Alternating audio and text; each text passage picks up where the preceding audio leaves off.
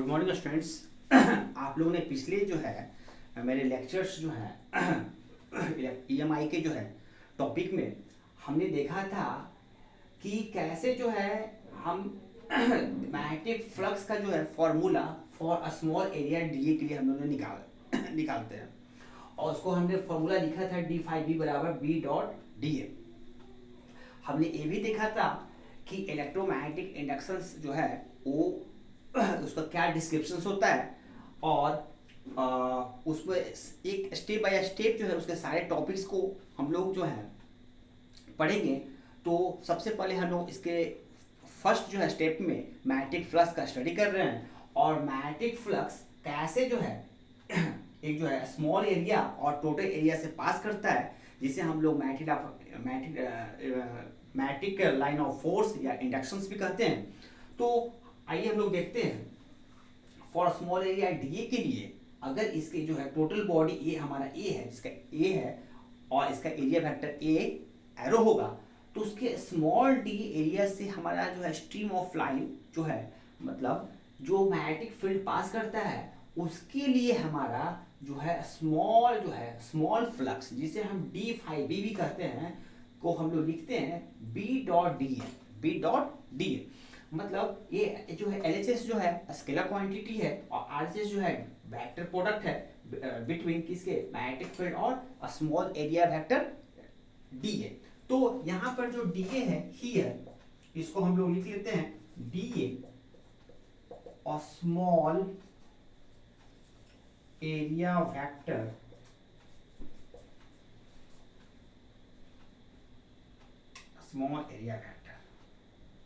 For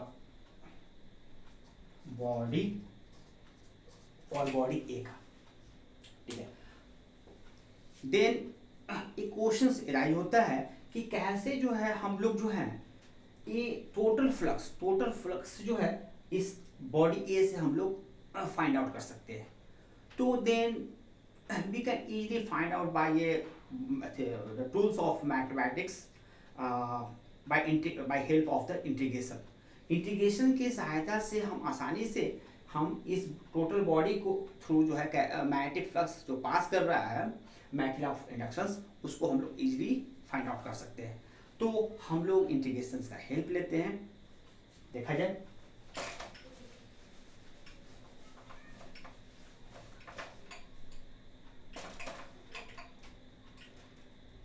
take integration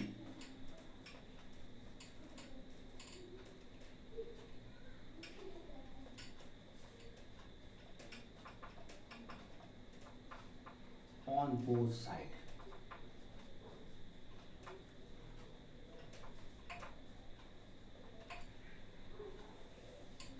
integration अगर हम लोग इसमें लगाएं, इंटीग्रेशन लगाते हैं तो देखते हैं क्या होता है।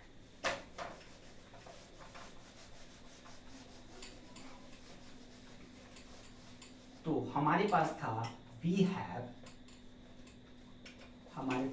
Have D phi B equal to B dot D. अब हम लोग दोनों तरफ एलएचएस में भी इंटीग्रेशन लगाते हैं और आरएचएस में भी इंटीग्रेशन लगाते हैं। ये जो सिंबल है आपके सामने, जो सिंबल है जो स्टूडेंट्स नहीं इसे जो है समझ पा रहे हैं या पहले पढ़े होंगे तो ये मैथमेटिक्स आपका जो है मैथमेटिक्स में एक चैप्टर है इंटीग्रेशन जो कैलकुलस चैप्टर में आपको जो है कैलकुलस चैप्टर्स में आता है। और इस कैलकुलस चैप्टर में हम लोग सीखते हैं यहाँ पर कि कैसे जो है इंटीग्रेशन का जो है सिंबल कैसे हेल्प करता है, ठीक है। यह फिजिक्स में जो है काफ़ी बेस्ड, इसमें जो है फिजिक्स को हम लोग पढ़ने के लिए मैथमेटिक्स के कई सारे जो है चैप्टर्स का हेल्प लेते हैं इन विच जिसमें integration is the most powerful tool या मोस्ट इम्पॉर्टेंट चैप्टर, ठीक है, जिसकी सहायता से हम लोग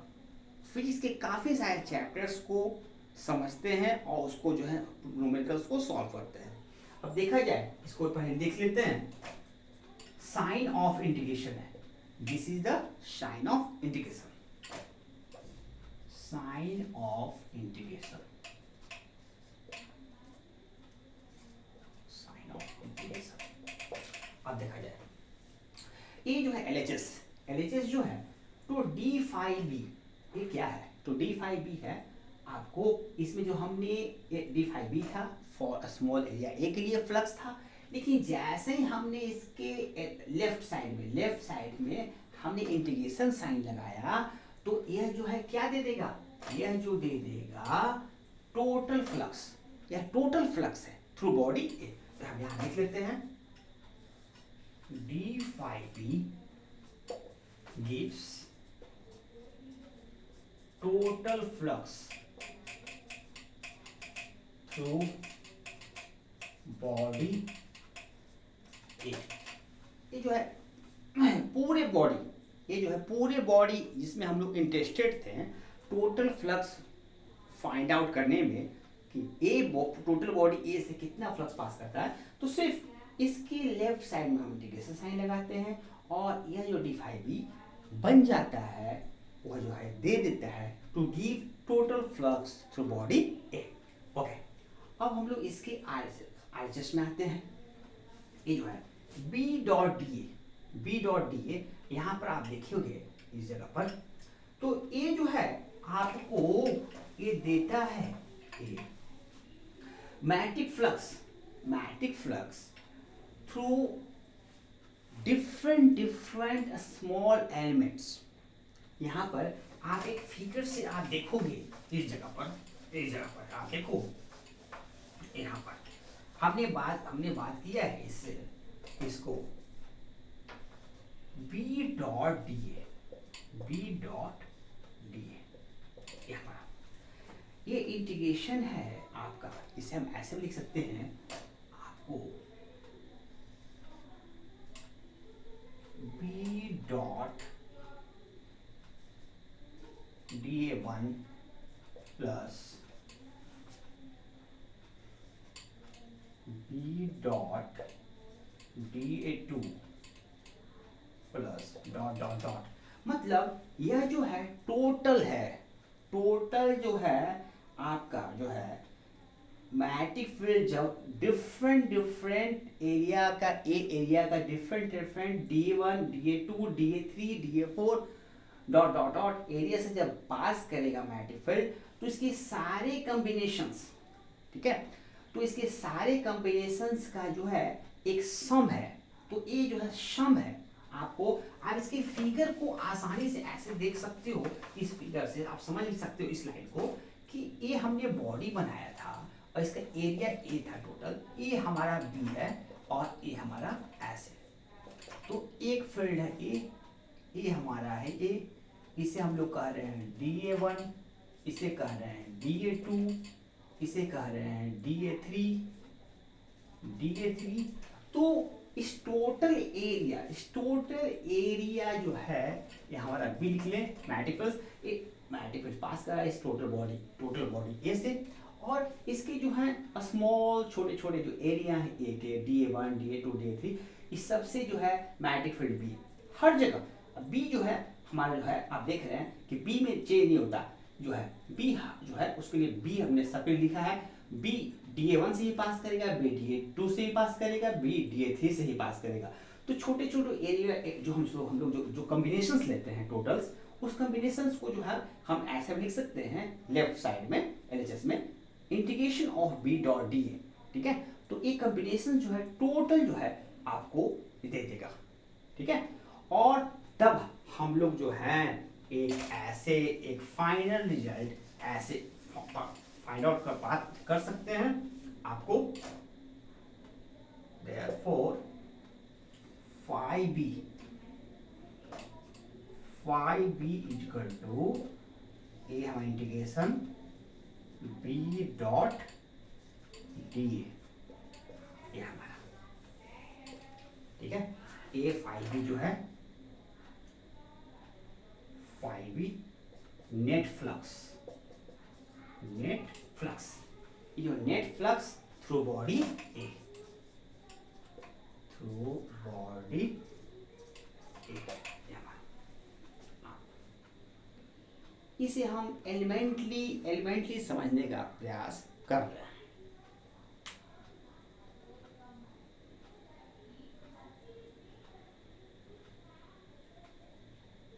ठीक है, अब हम आगे बढ़ते हैं। यहां पर हम लोगों ने देखा कि यह जो है फ्लक्स जो है डॉट प्रोडक्ट होता है बी डॉट ए, और हम लोगों ने पढ़ा था कि स्केलर प्रोडक्ट या डॉट प्रोडक्ट, ठीक है, जो है वो दो वेक्टर्स के बीच में अगर डॉट रहता है तो उसके बीच में कोसाइन एंगल होता है, मतलब कॉस थीटा। दैट मींस हम लोग इसको एक कोसाइंस फॉर्म में इस फॉर्मूला को लिखने का प्रयास करते हैं। ठीक है, मतलब आप इसे ऐसे भी समझें कि अगर मैग्नेटिक फील्ड और, ठीक है, अगर मैग्नेटिक फील्ड और एरिया वेक्टर के बीच में सम एंगल्स हो सकता है, 0 डिग्री, 90 डिग्री, 180 डिग्री, ठीक है, तो दो जो है आपके आरएचएस में बी डॉट डी है, ठीक है, मैग्नेटिक फील्ड और एरिया वेक्टर, उसके बीच में, ठीक है, एक कोसाइंस रिलेशन होता है। कोसाइन रिलेशन मतलब कॉस थीटा, ठीक है, सम एंगल्स हो सकता है मैग्नेटिक फील्ड्स और एरिया वेक्टर के बीच में, ठीक है, और दिस थीटा में भी जो है 0 डिग्री हो सकता है, 90 डिग्री हो सकता है, 180 डिग्री हो सकता है। इसे आप इस फिगर से भी देख सकते हैं। आप यहाँ पर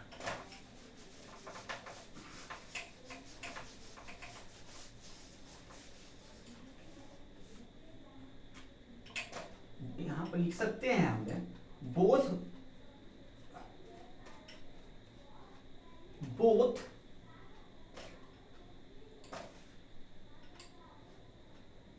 vectors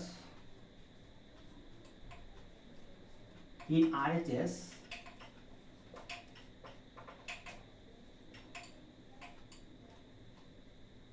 have a cosine relation, have a cosine relation,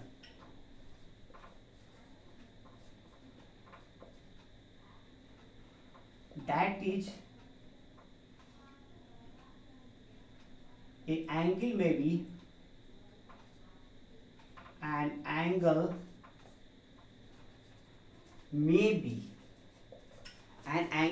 be possible, an angle may be possible between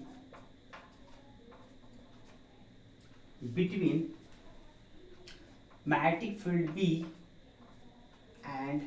area vector A। B जो है मैग्नेटिक फील्ड है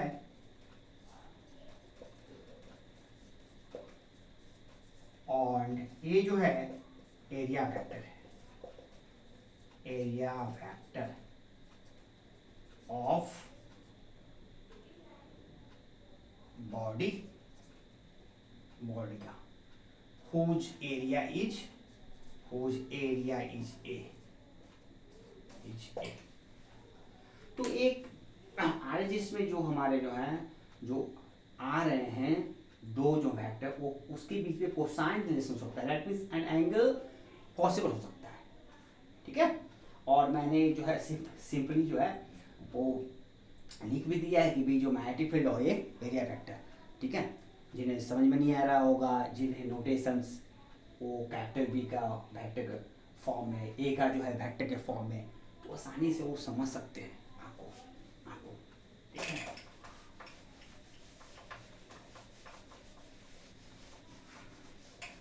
तो एक देखा जाए फिगर से यहाँ पर,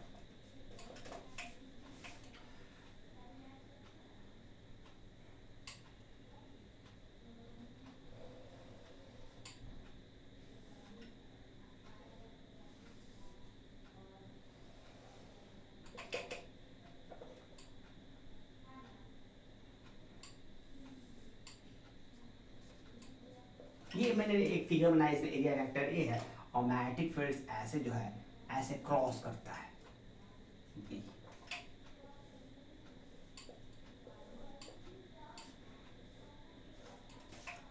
यहाँ देखिए, मैंने जो बोला था ना कोसाइन रिलेशन, यहाँ जो कोसाइन रिलेशन है आपको जो है मैग्नेटिक फील्ड और वेक्टर ए के बीच में, ये देखो ना क्लियर क्लियर पिक्चर्स में है,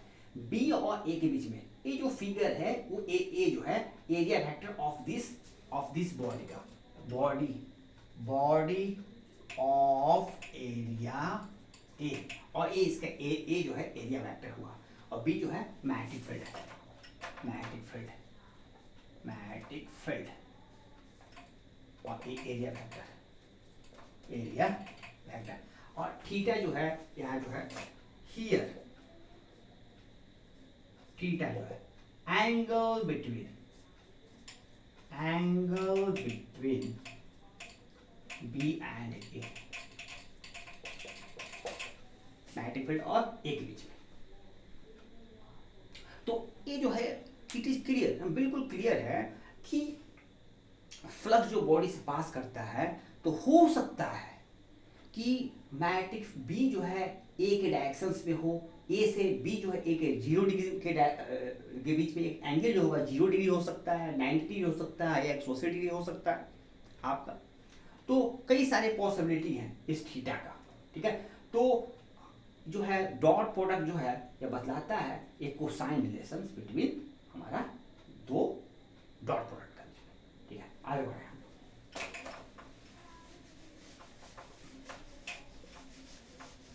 तो हम लोग एक फॉर्मूला यहां से ऑप्टेन करने का प्रयास करते हैं, ठीक है। नाउ फाई बी बराबर B dot A,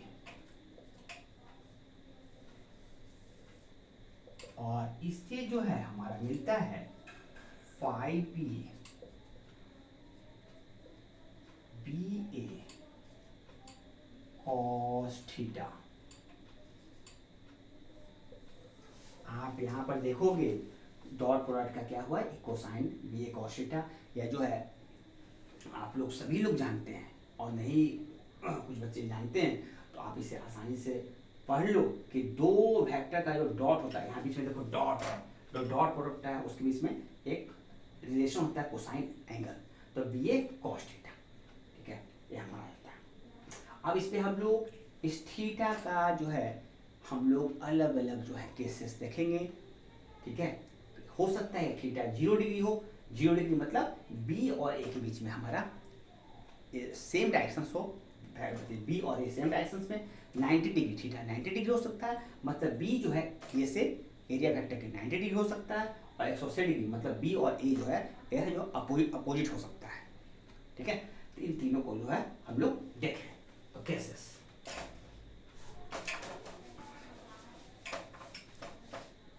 cases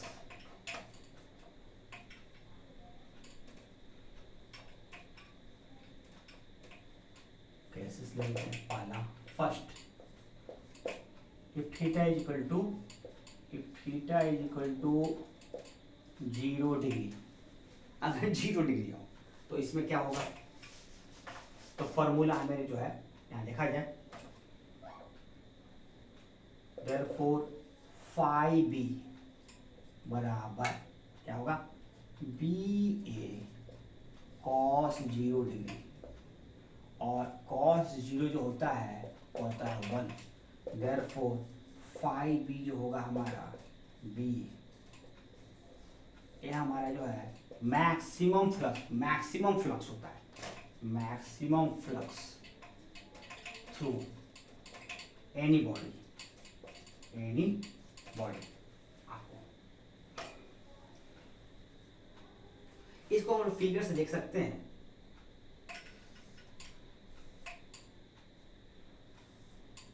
figure से मान लीजिए कि हमारा इधर है,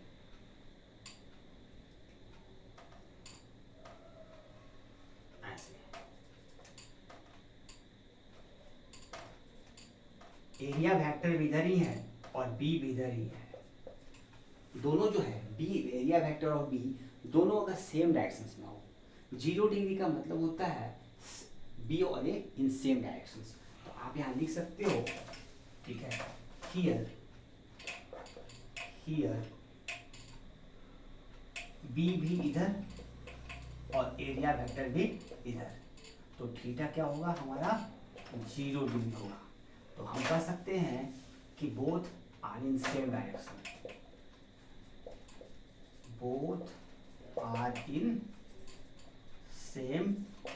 डायरेक्शन, सेम डायरेक्शन 0 डिग्री। एक केस फर्स्ट हुआ।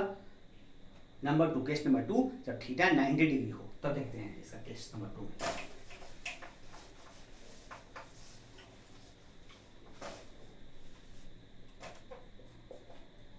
Case 2, if theta is equal to 90 degree, 90 degree हो, therefore phi b बराबर बी ए, फॉर्मूला था बी ए कॉस थीटा, तो बी ए कॉस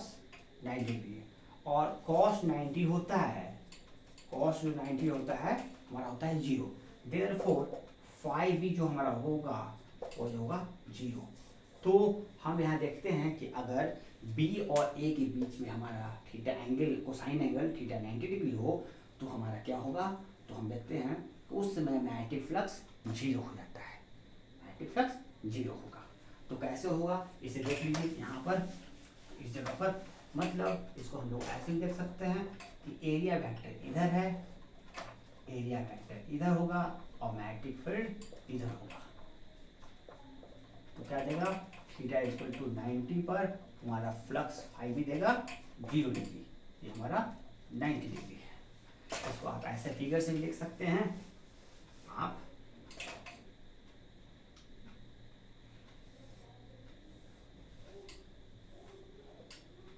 ये हमारा है, ये आपका एरिया फैक्टर कर लें और ये हमारा मैग्नेटिक फील्ड कर लें, तो ये हमारा फ्लक्स फॉर थीटा 90 डिग्री के फ्लक्स 0 डिग्री हो जाता है। हम लोग किसी बॉडी से मैग्नेटिक फील्ड का अलग अलग, जो मैग्नेटिक फील्ड जो पास करता है किसी बॉडी से, अलग अलग केसेस में हम लोग देख रहे हैं, ठीक है, कि अलग अलग सिचुएशंस में हमारा फ्लक्स जो है का वैल्यू, फ्लक्स का वैल्यू क्या होगा जब एंगल जो है, एंगल्स डिफरेंट डिफरेंट होगा। ओके, हमारा क्लियर। तो हम आगे बढ़ते हैं केस थर्ड में। ओके।